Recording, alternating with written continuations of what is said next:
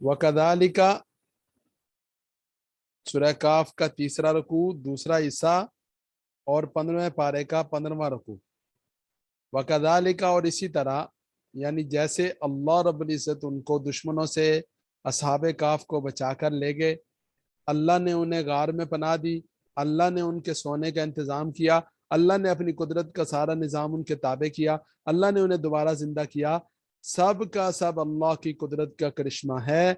इसी तरह अल्लाह रब्बुल इज़्ज़त की कुदरत का ये करिश्मा भी है कि आसरना अलैहिम, हमने उनके मामले को जाहिर कर दिया, उनकी खबर से लोगों को आगाह कर दिया। लियालमू, ताकि लोग ये जान लें, अन्ना वादल्लाहि हक़, कि अल्लाह का वादा सच्चा है। वअन्ना साअत ला रैब फीहा, और ये कि क़यामत उसमें कोई शक नहीं है। जैसे कल ज़िमनन आपके सामने ये बात आई थी कि उस दौर का जो बादशाह था जिसके दौर में इन लोगों ने हिजरत की, उसका नाम दकियानूस था। और अब जब अल्लाह रब्बुल इज़्ज़त ने इनको दोबारा वापस लौटाया तो उस दौर के बादशाह का नाम बेदोसेस लिखा हुआ है। उस दौर के बादशाह ने जब लोगों को हिदायत की, ईमान की, शरीयत की, आखिरत की, अल्लाह की बातें करना शुरू की, तो लोगों ने तरह तरह की फजूलियात और लग़वियात बोलना शुरू कर दी। उनमें से एक बात मरने के बाद के अकीदे की, मरने के बाद जिंदा हो जाने की अकीदे की नफी भी थी। उन्होंने ये कहना शुरू किया कि कोई जिंदगी नहीं है, मरने के बाद दोबारा जिंदा होने का कोई सवाल पैदा नहीं होता। तो बादशाह ने अल्लाह ताला की बारगाह में आहुजारी की, टाट का लिबास पहना और खाक पर जाकर सजदा किया, अल्लाह की बारगाह में दुआ की, या अल्लाह अपनी कुदरत की कोई निशानी दिखा दे। तो अल्लाह ताला ने अपनी कुदरत की निशानी उस वक्त दिखाई, आसरना अलैहिम, हमने उनके मामले को जाहिर कर दिया उनके ऊपर, लियालमू, ताकि वो जान लें, यानी वो लोग जान लें, कौन? असहाबे काफ खुद भी जान लें, और जो उस वक्त की कौम है, रियाया है, बादशाह है, वो सब का सब, वो सब के सब भी जान लें, अन्ना वादल्लाहि हक, अल्लाह का वादा सच्चा है। क्या वादा है? अल्लाह हक वालों को गलबा देते हैं, अल्लाह का वादा सच्चा। अल्लाह अपने लिए हिजरत और कुर्बानी करने वालों की हिफाजत करते हैं, अल्लाह का वादा सच्चा। अल्लाह की कायनात का सारा निजाम ऐसे लोगों का खादिम बन जाता है, अल्लाह का वादा सच्चा। मरने के बाद की जिंदगी बरहक है, अल्लाह का वादा सच्चा। मौत बरहक है, अल्लाह का वादा सच्चा। क़यामत आकर रहनी है, अल्लाह का वादा सच्चा। अन्ना वादल्लाहि हक व अन्ना साअत ला रैब फीहा, और ये कि क़यामत उसमें कोई शक नहीं है, क़यामत आकर रहेगी। जो अल्लाह अपने बंदों को मौत दे सकते हैं, नींद की वादी में उतार सकते हैं, फिर उसके बाद दोबारा से जिंदा लाकर खड़ा कर सकते हैं, ये सब का सब अल्लाह की कुदरत का करिश्मा है, जो बताता है कि क़यामत का जो वाक़या है वो वकूअ पज़ीर होना भी कोई मुश्किल नहीं। इज़ यतनाज़ऊन बैनहुम अम्रहुम फ़क़ालू इब्नु अलैहिम बुनियाना, जब वो आपस में इस मामले में झगड़ रहे थे, पहले मौत के, यानी बास बादल मौत के मामले में झगड़ रहे थे, अब जब असहाबे काफ आ गए तो असहाबे काफ के आने के बाद के बारे में तरह तरह की रिवायात है। बाज़ रात ने लिखा है कि असहाबे काफ की लोगों से मुलाकात ही नहीं हुई, बस ज़हूर मकसूद उनका, ज़हूर मकसूद था, ज़हूर। तो जब ज़हूर हो गया, अल्लाह रब्बुल इज़्ज़त ने उन पर मौत तारी कर दी। बाज़ ने कहा कि नहीं, वो आम मामूल की जिंदगी उन्होंने गुजारी, लेकिन नेक लोग थे, अल्लाह वाले थे, फिर अल्लाह की कुदरत का करिश्मा देख कर आए थे। अब जब उनका इंतकाल हुआ तो उन्हें लोगों में खास अहमियत हासिल थी। उन्होंने कहा कि इनके ऊपर जहां पर इनकी तदफीन होनी है, बाद ने लिखा कि उनकी तदफीन ही उस गार के अंदर हुई, बाद ने लिखा दूसरी जगह हुई, जहां पर भी हुई उस पर तजवीज आई कि कोई इमारत बना देनी चाहिए जो उनके लिए सदका जारिया हो। अब ये जो इमारत बना देनी चाहिए, या तो उस दौर में रसूलुल्लाह सल्लल्लाहु अलैहि वसल्लम की शरीयत से पहले कब्रों के ऊपर ऐसी इमारतें बना देने में कोई कबाहत और हरज था ही नहीं। اور اکثر حضرات نے یہ لکھا ہے کہ عمارت بنا دینے سے مراد کوئی اس قبر کے اوپر جبہ کبا بنانا مراد نہیں ہے. یہ جبہ کبا بنانا یہ اللہ کے حبیب صلی اللہ علیہ وسلم کی شریعت میں ممنوع ہے. فرمایا کہ قبروں کو برابر کرنے کا حکم ہے، اس لیے اصل چیز تو اندر ہے، اوپر جو کچھ مرضی بنا لیں وہ کسی کام آنے والا نہیں. اس لیے قبروں کو پختہ کرنے سے بھی گریز کریں. قبروں میں بلا وجہ کی یہ جو تصنع اور ریاکاری ہے اس سے گریز کریں. بلا وجہ کے نقش و نگار بنانے سے گریز کریں. قبر سادہ ہونی چاہیے، قبر کچی ہونی چاہیے.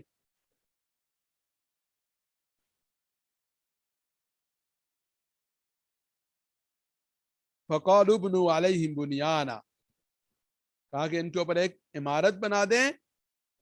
ربهم عالم بهم، ان کا رب ان کے بارے میں زیادہ جانتا ہے. قال الذين غلبوا على امرهم، کہا ان لوگوں نے جو اپنے معاملے میں غالب تھے، یعنی جن کی حکومت تھی، اقتدار تھا، بادشاہ نے کہا، یا جو وہاں پر زیادہ اثر و رسوخ رکھنے والے لوگ تھے، انہوں نے کہا لَنَتَّخِذَنَّ عَلَيْهِمْ مَسْجِدًا، کہ البتہ ضرور بے ضرور ہم ان کے لیے، ان کے ایصال ثواب کے لیے مسجد بنا دیں گے، تاکہ لوگوں کو اندازہ ہو کہ اللہ کی قدرت کا کرشمہ ہے اور اس میں اللہ کے سامنے جھکنا ہے. مسجد بنا دیں گے تاکہ لوگ مسجد میں اپنے رب کے سامنے جھکیں، کسی اور چیز کے سامنے جھکنے سے گریز کریں. اس لیے یہ ایصال ثواب کا سب سے افضل ترین طریقہ ہے کہ جو آدمی دنیا سے چلا جائے اس کے ایصال ثواب کے لیے مسجد بنائی جائے. سب سے افضل طریقہ. کھانا ہے، ایک دفعہ کھایا ہضم ہو گیا، اور کوئی چیز ہے وقتی ہے. مسجد دائمی اور ابدی چیز ہے. انسان کی زندگی 50 سال، 60 سال، 100 سال، 125 سال.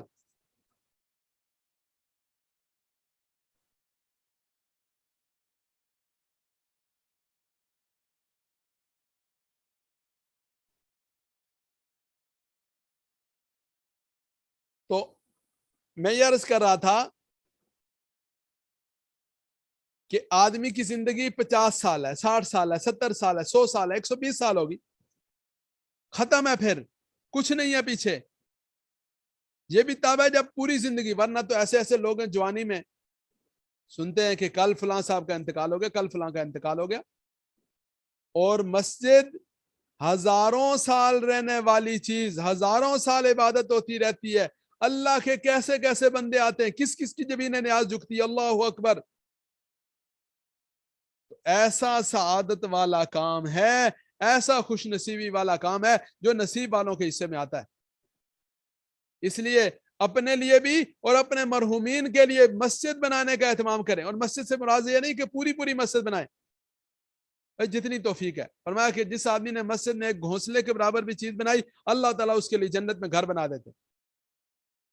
ہمارا یہ جو مساجد کی تعمیر کا شعبہ ہے، میرا اکثر اوقات دل کرتا ہے، بلکہ صرف مسجد کی تعمیر نہیں، سارے کاموں کے معاملے میں کم از کم آپ حضرات جو اس کلاس کے لوگ ہیں، آپ سب حضرات تو اس کا ایک باقاعدہ ٹیم کا حصہ ہونے چاہیے. اور آپ دوسروں کو کہیں، آپ ترغیب دیں، آپ اپنا حصہ ڈالیں، آپ اپنا کردار ادا کریں، آپ کو پتا ہو کہ یہ آپ کا کام ہے، تاکہ اس کے اجر میں شامل ہوں، اس کے صدقہ جاریہ میں شامل ہوں. اس کا ایک نظم ہونا چاہیے. تو بھائی یہ مسجد بنانا، خواہ ایک گھونسلے کے برابر بنا لیا، کوئی ایک چیز کر لی، ایسا صدقہ جاریہ ہے، اللہ اپنی رحمت سے ہمیشہ اس کا اجر و ثواب عطا فرماتے ہیں. اس لیے سب سے درخواست ہے کہ خیر کے کاموں میں، اجتماعی کاموں میں، صدقہ جاریہ میں آگے ہو کر بڑھ چڑھ کر حصہ لیں. اور اس میں عجیب تجربہ ہے. اللہ تعالیٰ نے اپنی رحمت سے الحمدللہ موقع دیا تو اندازہ یہ ہوا کہ کام سارے کا سارا اللہ کرتے ہیں، انتظام سارے کا سارا اللہ کرتے ہیں، بندوبست سارے کا سارا اللہ کرتے ہیں. اور اللہ اپنی رحمت سے کسی کے کو اس کا، جس کو کہتے ہیں کہ ثواب کے لیے اللہ تعالیٰ اس کو نوازنے کے لیے کسی کو اس کا چوکیدار بنا دیتے ہیں. تو اس لیے بھائی آپ سب بھائی اور بہنیں جو ہمارے اس کورس میں شامل ہیں، جیسے ہر آدمی اپنے شعبے کی بات کرتا ہے نا بھائی، پراپرٹی والے کہتے نہیں ہمارے شعبے میں اتنا فائدہ، دوسرے کہتے نہیں ہمارے شعبے میں اتنا فائدہ ہے. تو بھائی ہمارے شعبے میں جو میرا شعبہ ہے وہ شعبہ کیا ہے؟ مسجدوں کی تعمیر کا شعبہ، مدرسہ چلانے کا شعبہ، بچوں کو قرآن پڑھانے کا شعبہ، لوگوں کی خدمت کرنے کا شعبہ.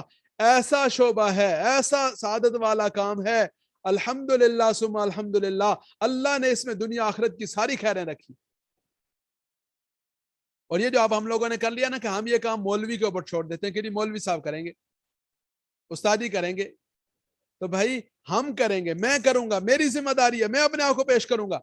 جب میں اپنے آپ کو پیش کروں گا، اللہ اپنی رحمت سے اپنا کام تو اللہ کروائیں گے ہی کروائیں گے، اللہ مجھے اجر دے دیں گے. بھائی بے شمار مساجد کے معاملے میں ایسا ہوا کہ مسجد کا پروجیکٹ شروع کیا اور جیب میں 1000 روپیہ بھی نہیں تھا. مسجد کا پروجیکٹ شروع کیا اور اس کی جو زمین تھی یا اس کے جو ابتدائی اخراجات تھے اس کا ہی بندوبست نہیں تھا، قرضہ تھا.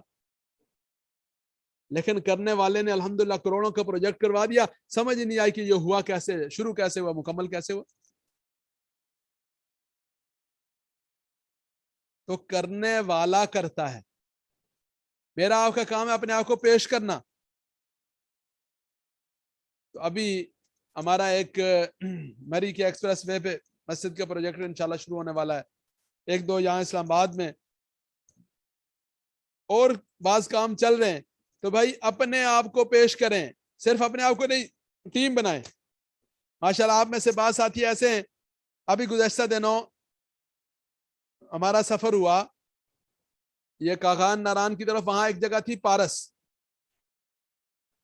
تو اس جگہ میں مستورات خواتین کے لیے مسجد کی ضرورت تھی.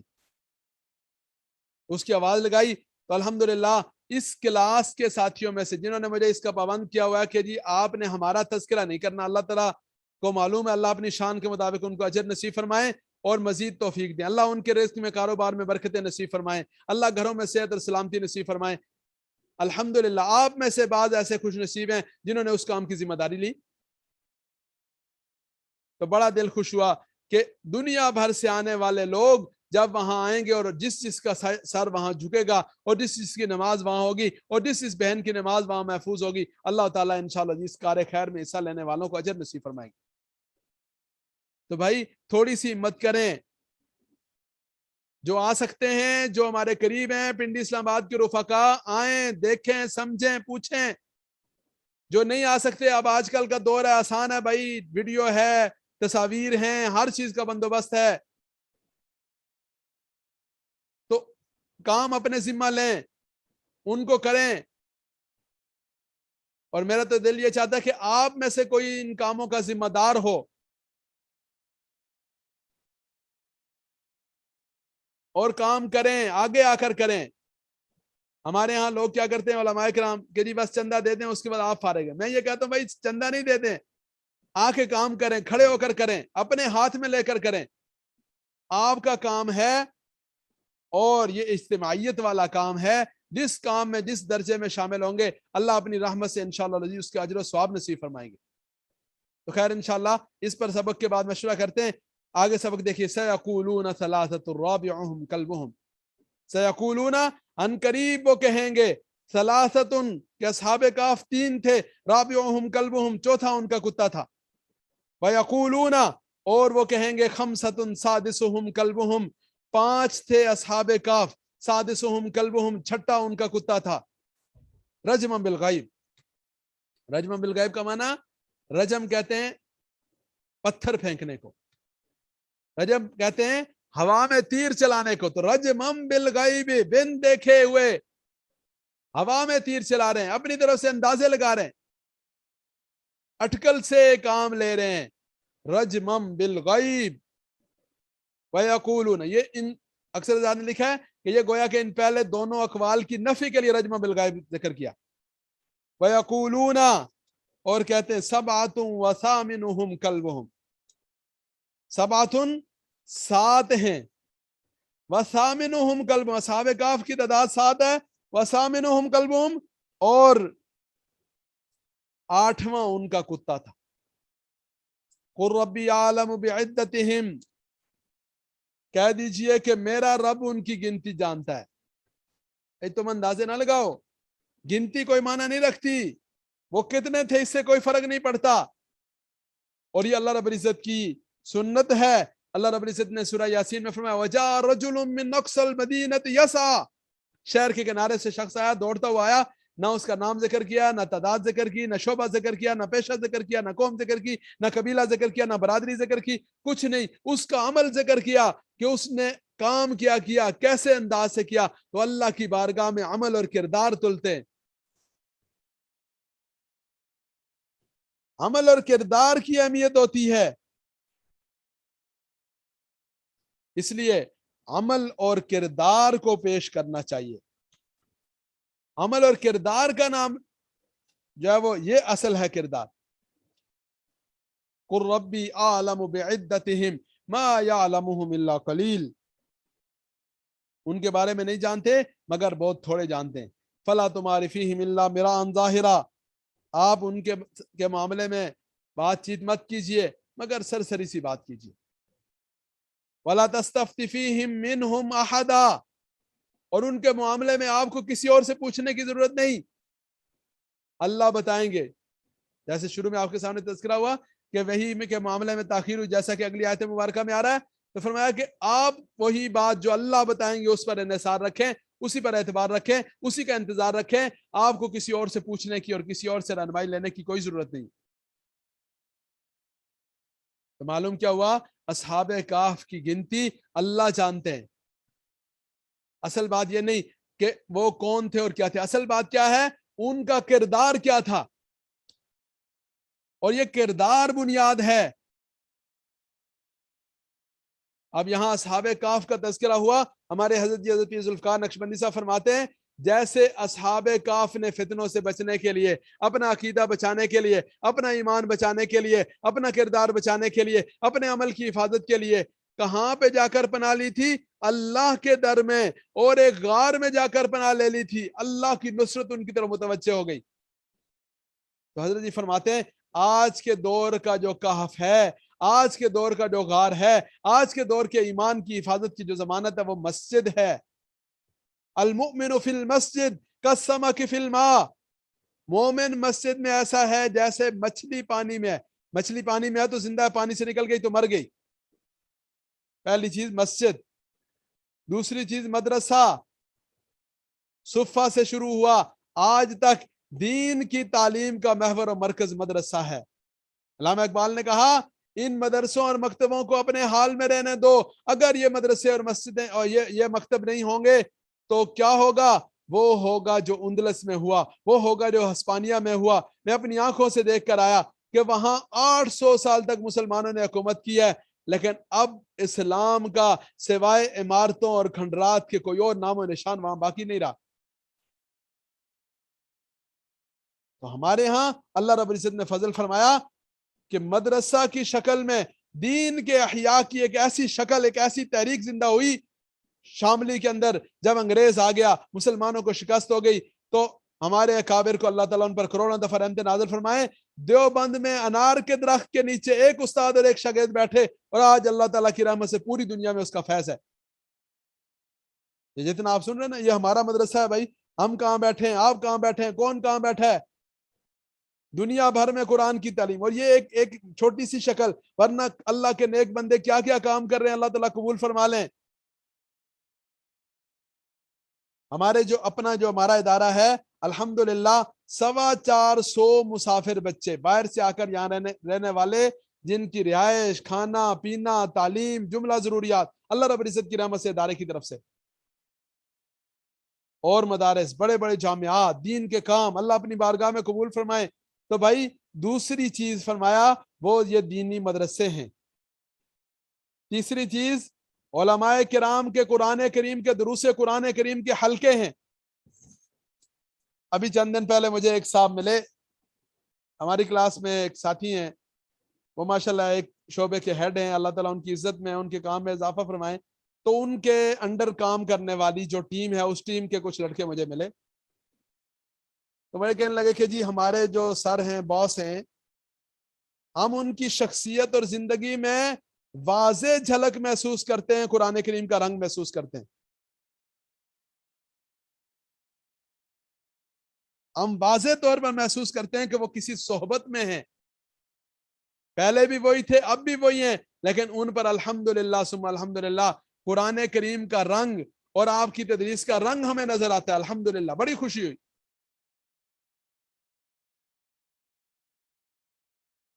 تو بھائی جڑ جائیں، وابستہ ہو جائیں، دوسروں کو جوڑیں.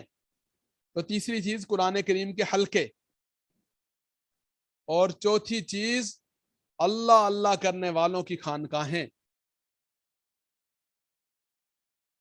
جیسے حضرت مولانا مفتی مختار الدین شاہ صاحب ہیں، ماشاءاللہ ان کے ساتھ جڑنے والے کتنے ساتھی اللہ نے زندگیوں میں تبدیلیاں لائیں. ہمارے عزیز پیر ذوالفقار نقشبندی صاحب ہیں، کیسے کیسے لوگ، کیسی کیسی دنیا اور جہانوں سے آنے والے، سبحان اللہ. ہم نے اپنی آنکھوں سے دیکھے ایسے ایسے لوگوں کی کارگزاری سنی کہ سبحان اللہ.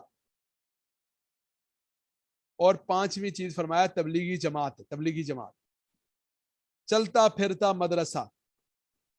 تو دوبارہ دہرا رہا ہوں، مسجدیں، نمبر 2 مدرسے، نمبر 3 قرآن کریم کے حلقے دروس قرآن کے، نمبر 4 اللہ اللہ کرنے والوں کی خانقاہیں، اور نمبر 5 تبلیغی جماعت. یہ 5 چیزیں آج کے دور کے کہف ہیں. کہف جیسے اصحاب کہف نے جا کر غار میں پناہ لی، اللہ نے ان کا ایمان بچایا، اللہ نے ان کو ہمیشہ کے لیے ایک مثال بنایا، اللہ نے اپنی کائنات کے سارے نظام کو ان کا تابع بنا دیا. اللہ رب العزت کے وہ اولیاء تھے. آج کے دور میں اللہ کا ولی بننے کے لیے یہ 5 کہف ہیں. ایمان بچانے کے لیے، فتنوں سے جان چھڑانے کے لیے، مادیت سے نجات پانے کے لیے، نفس اور شیطان کے بہکاوے سے بچنے کے لیے یہ 5 چیزیں ہیں: مسجد، مدرسہ، قرآن اور احسان، تصوف، تزکیہ اور تبلیغی جماعت. سب دورائیں، اپنی انگلیوں پہ گنے. نمبر 1 مسجد، نمبر 2 مدرسہ، نمبر 3 قرآن کی تعلیم تدریس حلقے، نمبر 4 احسان اور سلوک کی، تصوف کی محنت، سنت کے مطابق، اتباع کے مطابق، تصوف اور سلوک کے نام پر جو فراڈ اور دھوکہ دہی ہے اس سے اجتناب کریں، اس سے بچیں. اور نمبر 5 تبلیغی جماعت کی محنت. تو یہ سورہ کہف کی صرف تلاوت نہیں، سورہ کہف کا پیغام سمجھیں، سورہ کہف کی ترتیب سمجھیں. سورہ کہف کی ترتیب کیا ہے کہ جڑ جائیں، وابستہ ہو جائیں، حالات کی پرواہ نہ کریں. یہ نہ دیکھیں کہ بادشاہ مخالف ہے، یہ نہ دیکھیں کہ اس کی وجہ سے نقصان ہو جائے گا، یہ نہ دیکھیں کہ رات اور آرام قربان ہو جائے گی. ایمان بچائیں. سید عطا اللہ شاہ بخاری رحمۃ اللہ علیہ فرماتے تھے آدمی کے لیے 4 چیزوں سے آدمی کو محبت ہوتی ہے. نمبر 1 پیسے سے، نمبر 2 اپنی جان سے، نمبر 3 عزت سے، نمبر 4 ایمان سے. جب کبھی آدمی کی جان پر بنتی ہے وہ کہتا ہے جتنا پیسہ لگتا ہے لگ جائے، جان بچ جائے. عزت کی بات آتی ہے، جان کی بازی لگا دیتا ہے، لیکن کوشش ہوتی ہے کہ عزت بچ جائے. اور ایمان کی بات آئے، عزت کی پرواہ نہ کرے، جان کی پرواہ نہ کرے، پیسے کی پرواہ نہ کرے، ایمان بچا لے. فرمایا کہ یہ سودا سستا ہے، گھاٹے کا سودا نہیں ہے، اس لیے کہ ایمان بچے گا تو ہمیشہ ہمیشہ کی زندگی بچے گی. یہ تو جھوٹ موٹ کی دھوکے والی زندگی ہے، یہ تو آنکھ بند ہوتے ہی، سانس کی ڈوری ٹوٹتے ہی ختم. اصل زندگی تو ہمیشہ کی دائمی ابدی زندگی ہے. اور وہ ابدی زندگی ایمان کا سکہ وہاں چلے گا، ایمان کا پاسپورٹ وہاں چلے گا، ایمان کا ویزا وہاں چلے گا. ایمان بچا لیا تو کامیابی ہے. اور ایمان بچانے کا راستہ اصحاب کہف کا راستہ ہے، فتنوں سے بچنے کا راستہ اصحاب کہف کا راستہ ہے، اور شیطان اور نفس کے بہکاوے سے بچنے کا راستہ اصحاب کہف کا راستہ ہے. اللہ تعالیٰ مجھے اور آپ کو اس راستے کو اپنانے کی توفیق نصیب فرمائے. آخر دعوانا ان الحمد للہ رب العالمین.